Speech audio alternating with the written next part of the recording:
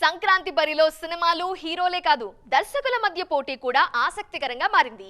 ఈసారి బరిలో దిగుతున్న డైరెక్టర్స్ అంతా తమకంటూ స్పెషల్ ఐడెంటిటీ క్రియేట్ చేసుకున్న వారే కావటంతో పోటీ మరింత ఇంట్రెస్టింగ్ గా మారింది.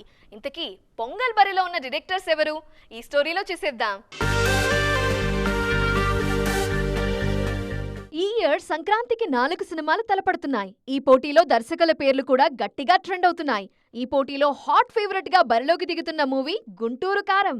ఈ సినిమాకి మాటల మాంత్రికుడు త్రివిక్రమ్ దర్శకుడు. పొంగల్ బరిలో గుంటూరు కారంకి ఇంత హైప్ రావడానికి గురూజీ కూడా ఓ కారణం.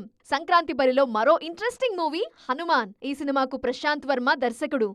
జాంబీరెడ్డి లాంటి సినిమాలు చేసిన ప్రశాంత్ వర్మకు టాలీవుడ్ లో స్పెషల్ క్రేజ్ ఉంది. దీనికి తోడు హనుమాన్ టాలీవుడ్ స్క్రీన్ మీద తొలి సూపర్ హీరో సినిమా కావటంతో మరింత హైప్ క్రియేట్ అయింది.